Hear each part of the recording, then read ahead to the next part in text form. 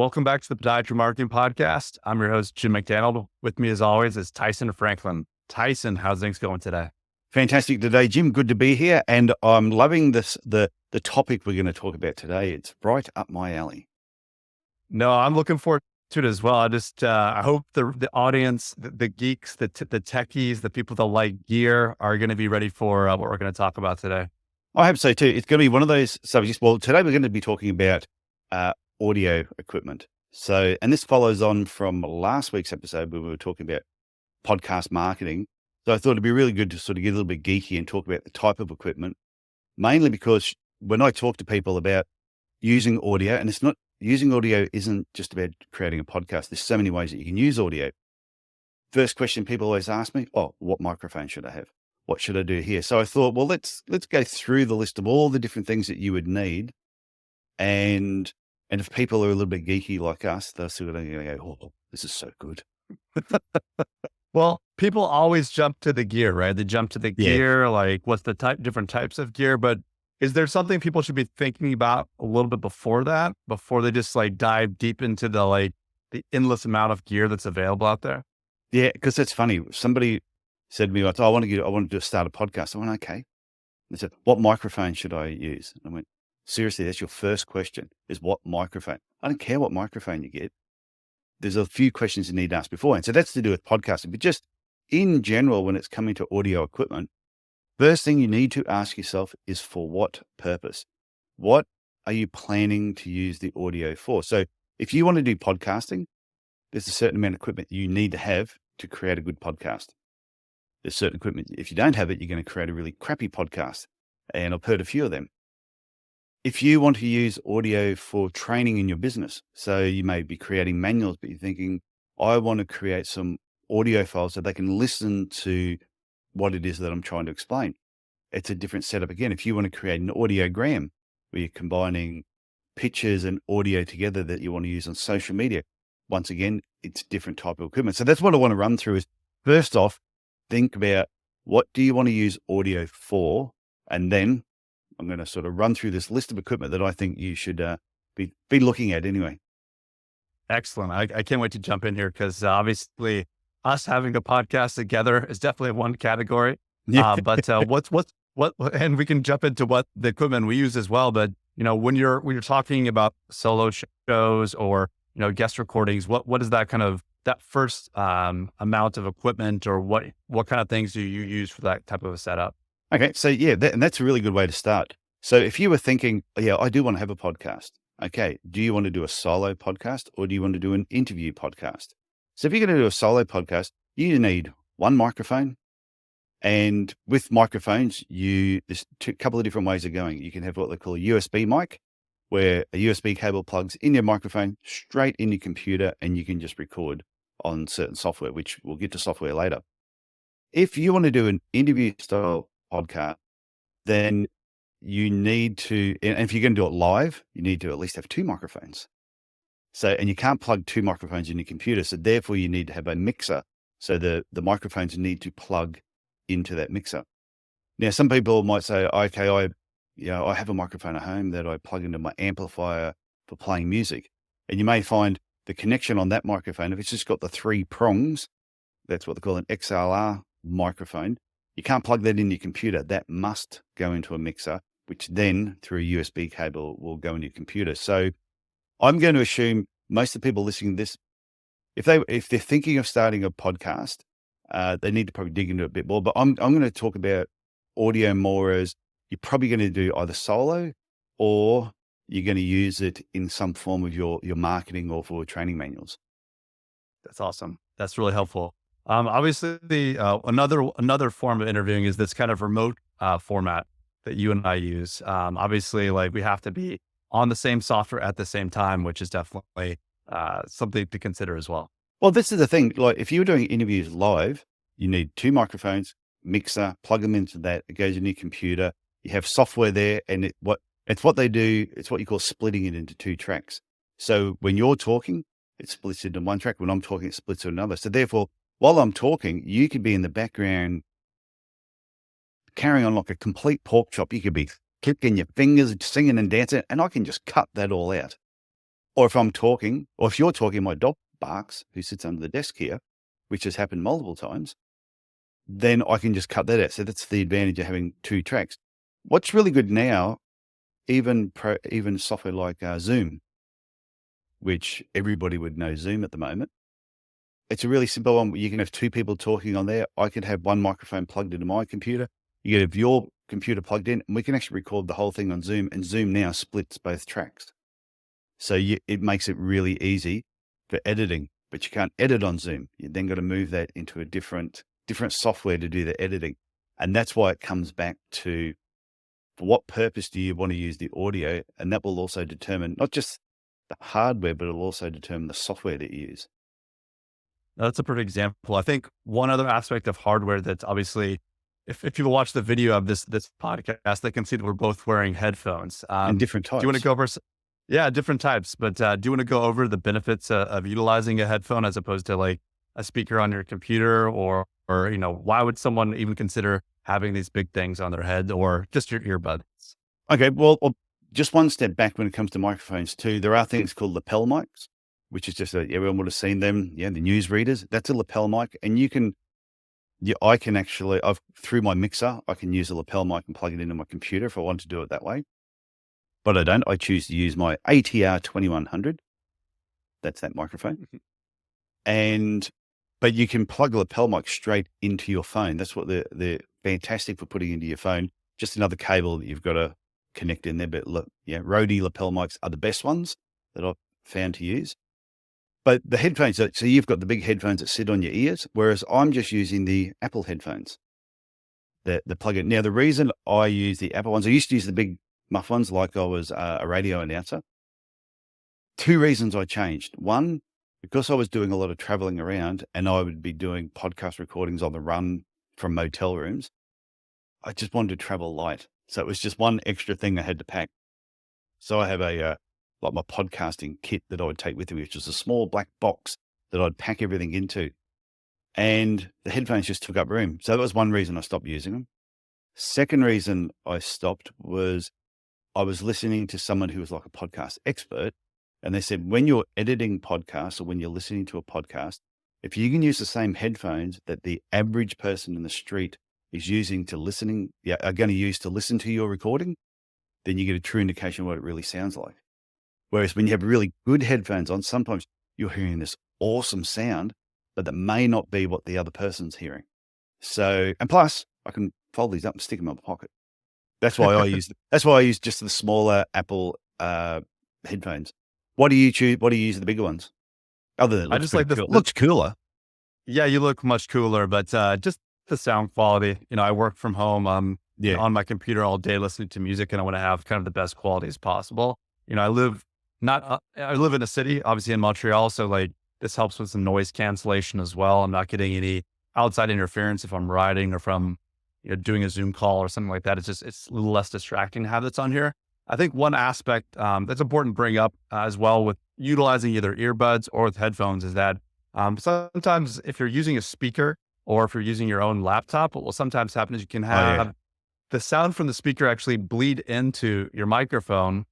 So like if you're talking to me and then your voice comes out of my speaker into the microphone, it creates kind of a feedback loop, which can lead to like really, really bad and annoying audio. So that's one of the reasons why you'll see even someone doing a YouTube show or something like that. Sometimes they'll consider just utilizing that, especially a remote interview situation. If you're in person, you can have a conversation with someone and you may not have to wear headphones, but it can be a good way to monitor the audio and also make sure that the person you're having that conversation with isn't coming back through the mic when it's your turn to talk.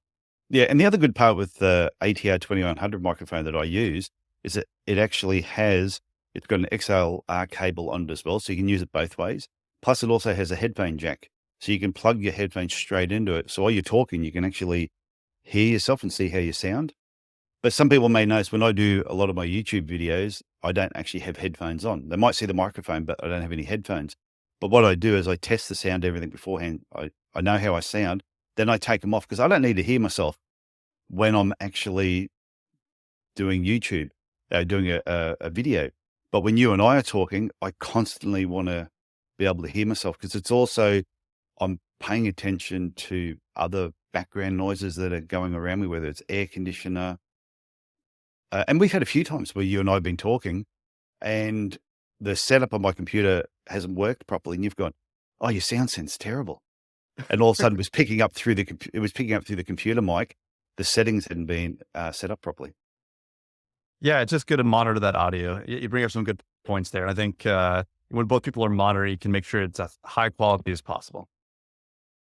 Some other bits of equipment that I think are really important is the little add-ons that you use. Like, for example, I have a boom that I have set up on my desk here, so I don't actually have to touch my microphone. Because some people will notice, you'll listen to some audio recordings and you'll hear this. That's not my heartbeat. That's the person talking and they're tapping their microphone at the same time. And a lot of people who if you're doing an interview with somebody and they've got a microphone and you've got headphones on, and this is the benefit of having headphones. If I didn't have headphones on, I wouldn't be able to hear them moving their fingers. So some people just hear that, just touching the microphone comes through the microphone. And that's why it's really important. If you have a boom that you're not actually holding onto the microphone, your hands free, great for Italians, because you can throw your hands around the air where you're talking. And I do that as well. I very animated when I'm talking. So it works really well for me to have a boom. Another thing that people will find an advantage when they're doing recordings with a microphone, some will have like a, what's it? I've got the name of the, A pop filter. yeah. So some people will have like a pop filter over it. So when they're talking, it sort of, it stops all the things. I used to have one of those on here, but I stopped using it because it used to get in the way. It used to annoy me. But I found I didn't pop a lot anyway. I didn't pop heaps when I was actually talking. So I use more of just like a wind thing over the top of it, which is just this foam thing. There's a lot of sound effects on this thing today. I've got one too here, and my microphone's on a boom. I think it's it's out of the way. It's not on the desk. It's not going to move. It's just right there. It's actually right below me, so it's pointing directly at my mouth. Yeah. I think I have a shotgun mic, unlike you have more of a condenser mic.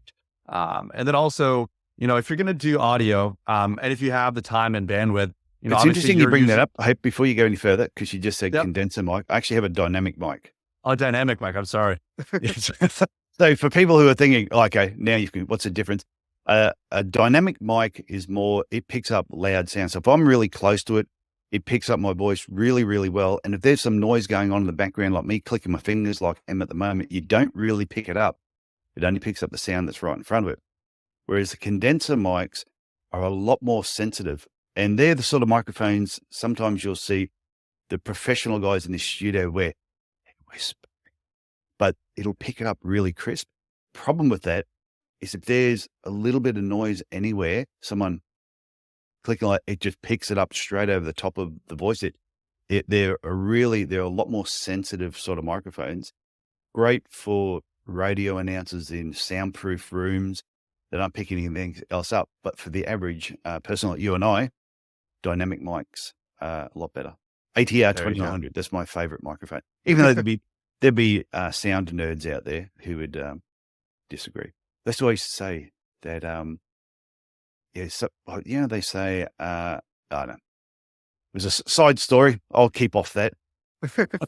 Well, one thing before I totally derail the conversation, if you do have, a camera or you do have your webcam, if you're doing a remote interview, you might as well record it. Obviously we use our recordings more for kind of promotional for podcasts, but there's lots of different ways to repurpose the video of you doing your podcast, whether you're going to release the entire thing as a video, use it for promotional purposes, but there can be some benefits of using different types of software to record the video along with the audio. And we'll get into software now. I will turn this into a video podcast tutorial, but there's definitely, having a good camera, just using your webcam is a good place to start.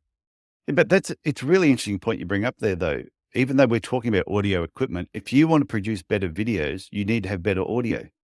Because if someone will only watch your videos there's two things about video: lighting and sound. You might have the greatest lighting and you look fantastic, but the sound is really irritating, people will switch off pretty quickly because we've gotten used to hearing things that are appealing to us. So I think the power of audio is also, it makes your videos better. And that's where just using the lapel mic and knowing where you've got it positioned, and are you using the lapel mic through your phone or through something else? So moving on to software, with all software, there's free and there's paid. Once again, depends what your purpose is. If you're doing a couple of little solo things yourself, you might be doing some recording for training manuals. I reckon just use free recording and editing software like Audacity is a great choice. When I did my audio marketing workshop last year on the Gold Coast, which I do plan to do again at some stage, and there was like a full day event, heaps of fun. I had everybody just download Audacity, and I said, this is all I want you using today. I want you just to learn the basics.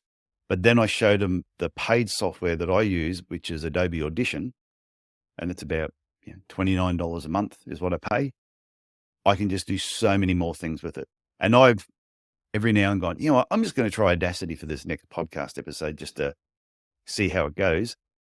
And I get about halfway through it. I go, I'm going back to Adobe Audition because I can there's just more bells and whistles to it. So it's comparing, an old Datsun 180B to a new BMW. It's just the way that works. Yes, they're both cars and they both get you from A to B, but one just does it so much better. And that's what you're after. If you're going to do a lot of recording on a regular basis, and if you're going to record manuals, which could last, go on for a while, you want something that is really easy to use, really easy to edit. And both those programs you can actually record directly into and also edit on. So they're both really good programs. What do you use? Yeah. So when I first got it started, I'm a Mac guy, right? So Apple provides a free audio editing software called GarageBand. Yeah. Yeah. So generally I use Garage. So just the way you say Garage. Sorry. GarageBand. Yeah. Garage, I guess, for the GarageBand. Yes. But also I've been utilizing for our podcast purposes, both with audio and video as a backup.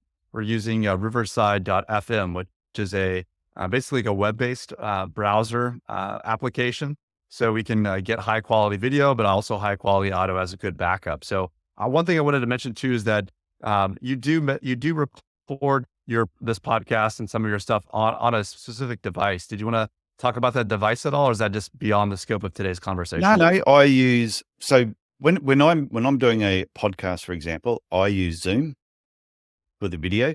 The video quality is not as good as what Riverside is. However, I'm not chasing awesome video quality. I'm after the audio because that's what the podcast is all about.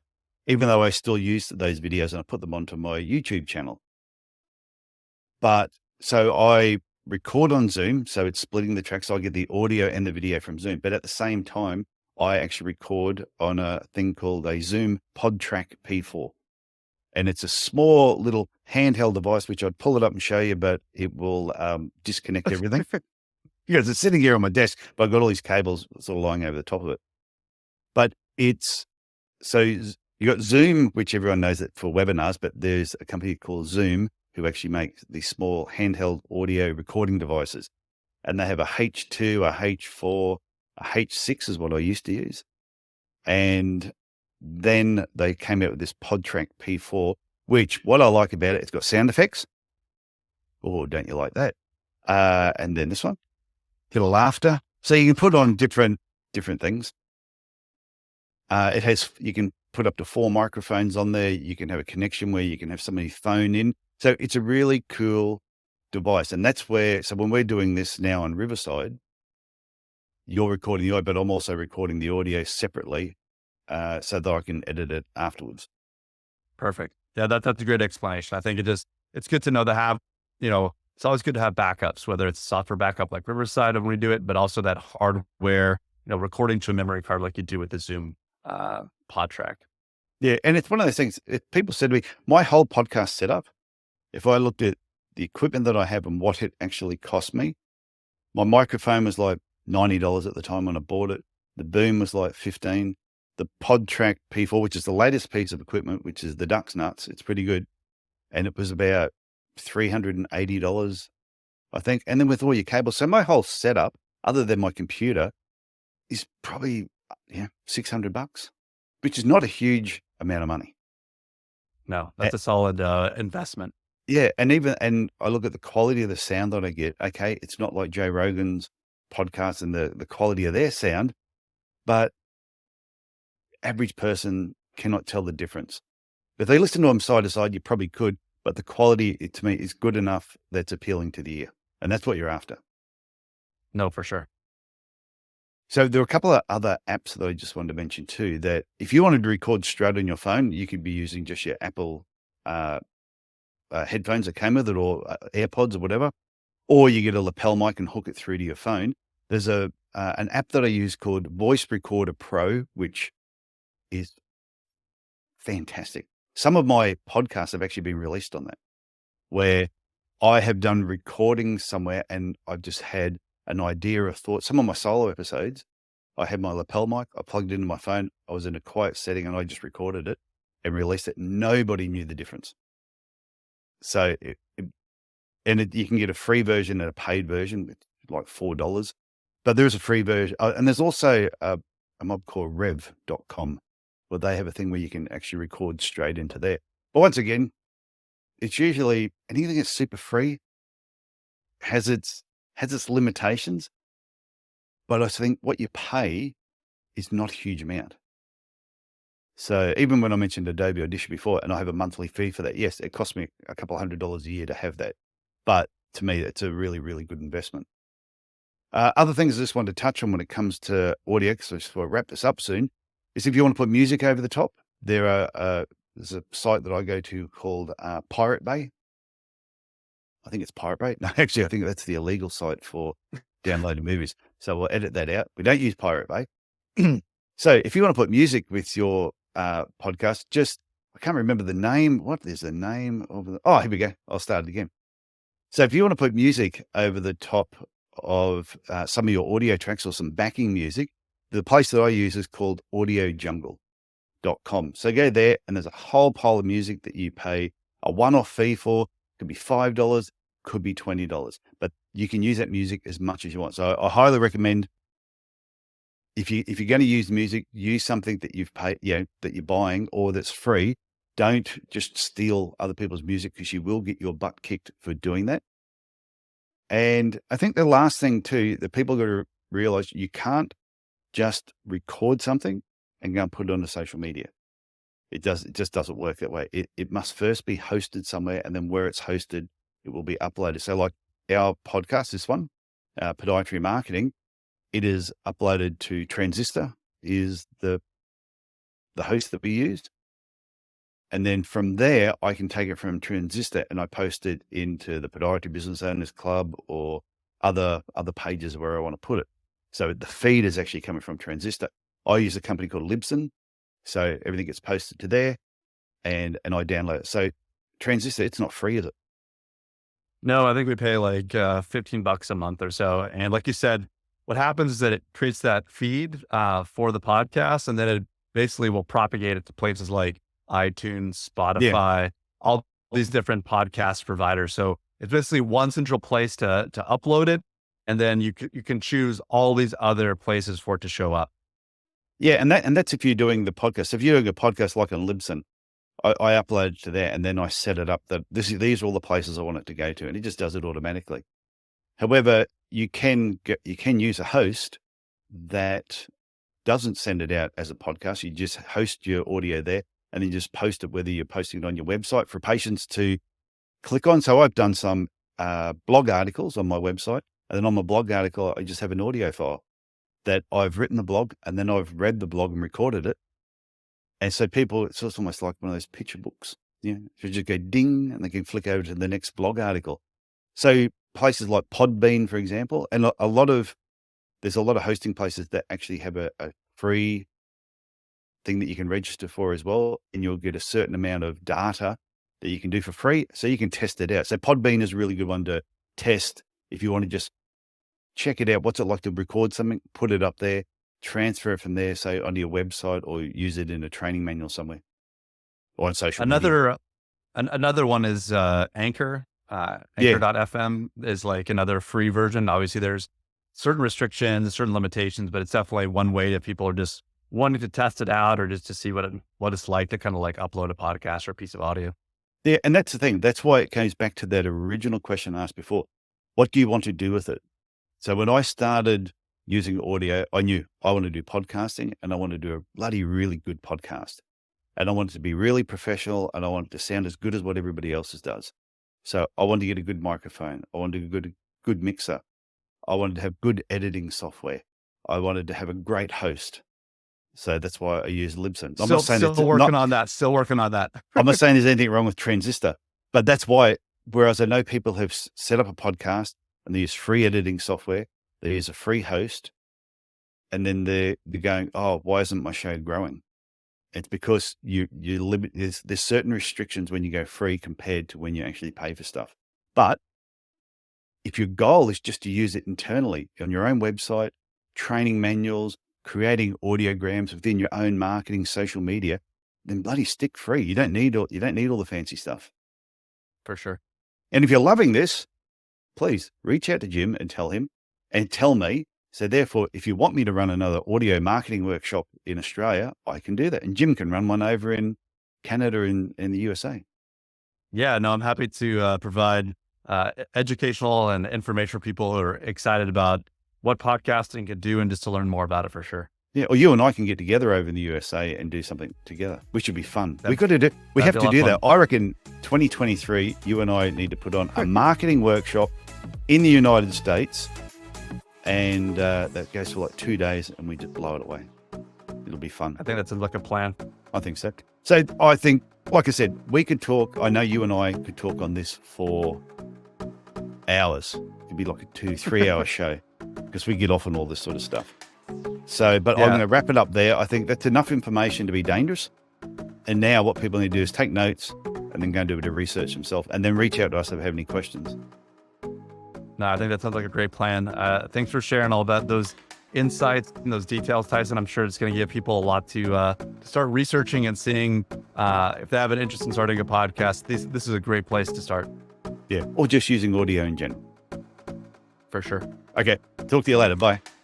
Bye, Tyson.